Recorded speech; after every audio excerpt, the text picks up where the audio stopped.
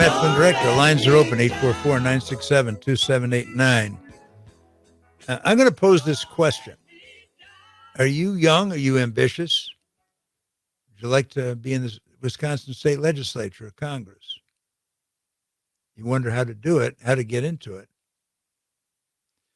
Let me tell you something. My impression of this year is that this year is the year of the insurgent, of the non-incumbent. This is the year where people are going to kick over the apple cart and say, we need fresh blood, young blood. Young blood. And if you or anybody in your family, you have a friend in their 20s and 30s who would like to be in politics and just have no idea of when's the right time, this is the right time. Let me give you a couple of examples. Two of them are current and several from history. Currently in the 3rd Congressional District, Van Orden is a disaster. He's an embarrassment to the Republican Party. There are a number of very fine candidates, but there's a very young, aggressive, and snappy candidate who seems to be doing well. She has a real shot. Real shot. This is exactly the time to knock a guy like Van Orden off. In Dane County, there's a county executive race.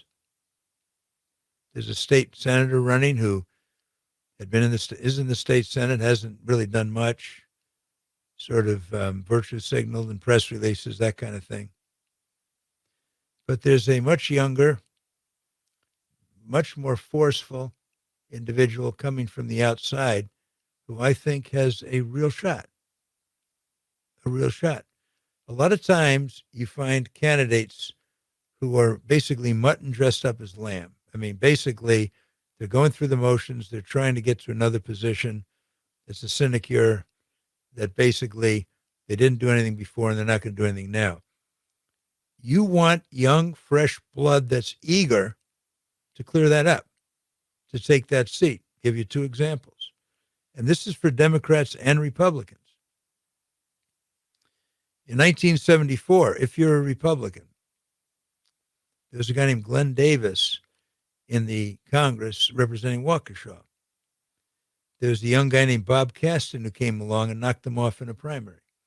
Now, I did not support Caston. I opposed Caston, and I was absolutely delighted when he was beaten.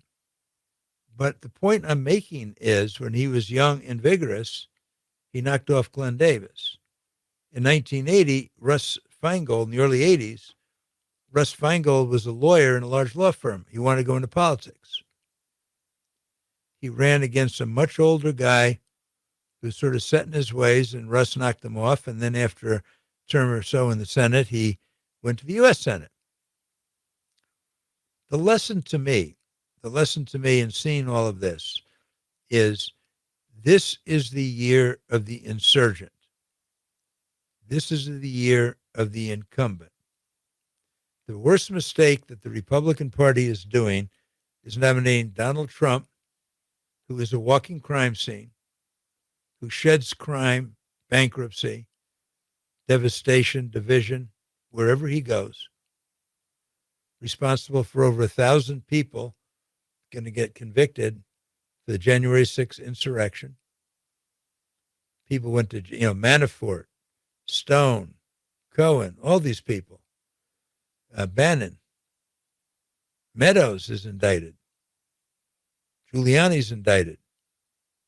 Giuliani going to declare bankruptcy.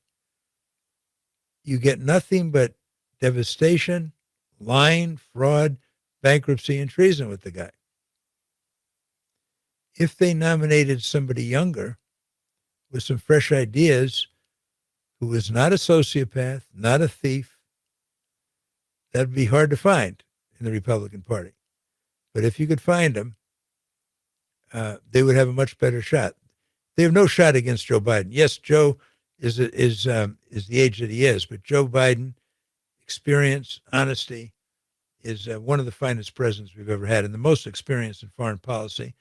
And thank God he is our nominee and will be our nominee with what's happening in the Middle East in particular, but happening in Ukraine. But let's go below that. Let's go to Congress. Let's go to county executives. Let's go to aldermen, county supervisors, legislators. Remember something else. These legislative maps are being redrawn. If you are in a legislative district and you think that the map that will be redrawn will very likely include you, run for it. Run for it in the Republican primary. Run for it in the Democratic primary.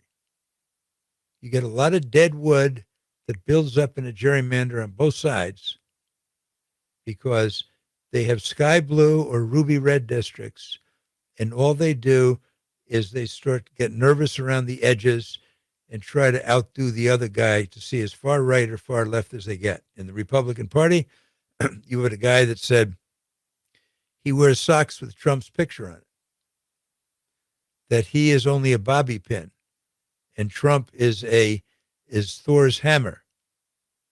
That's what you get. That's what you get. We can take a quick call from Gene of Eau Claire. Second call, the privilege that Gene has from being a faithful caller over the years. Gene of Eau Claire, we have a minute or so. Thanks for calling. Matt, is there a place where these young people can call or get a contact with so they can get help and ask questions, if they're interested in doing this? Yes. Maybe someday you have resources to let these kids know. Thank you very much. I'll get it. In the Democratic Party, they can call Ben Wickler's office, state headquarters. They have a program to develop new candidates. The Republican Party, I do not know, but I assume if they call the Republican Party headquarters, if you're a Republican, you will get some resources. The point is, we need younger people.